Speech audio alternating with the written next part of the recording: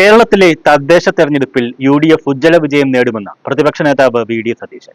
Welfare party പിന്തുണ പ്രഖ്യാപിച്ചിട്ടുണ്ടെന്നും അത് സ്വീകരിക്കുമെന്നും വി.ഡി. സതീശൻ വാർത്താസമ്മേളനത്തിൽ പറഞ്ഞു.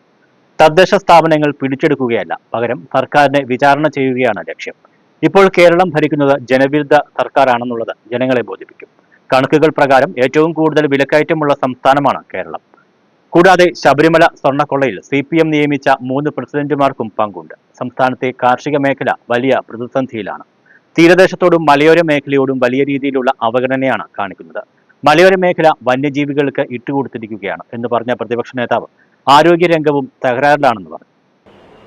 ഇത് ജനങ്ങളുടെ മനസാക്ഷിയുടെ കോടതിയിൽ ഈ സർക്കാരിന്റെ 4.5 വർഷക്കാലത്തെ അല്ലെങ്കിൽ 9.5 വർഷക്കാലത്തെ പ്രവർത്തനങ്ങൾ കൂടി വിചാരണ ചെയ്യുന്നതിനുള്ള ഒരു അവസരം കൂടിയാക്കി ഞങ്ങൾ ഈ തെരഞ്ഞെടുപ്പിനെ മാറ്റും.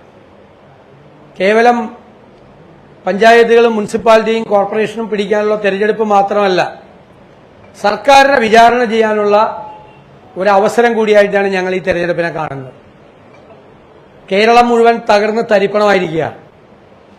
സാമ്പത്തികമായി ഈ സംസ്ഥാനത്തിന്റെ ചരിത്രത്തിലെ ഏറ്റവും ദയനീയമായ സ്ഥിതിയിലേക്ക് സമ്പദ് വ്യവസ്ഥ മാറിയിരിക്കുകയാണ്.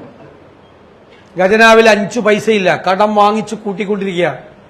എവിടെ നിന്നെല്ലാമാണ് കടം മേടിക്കുന്നതെന്ന് സർക്കാരിന് പോലും അറിയില്ല.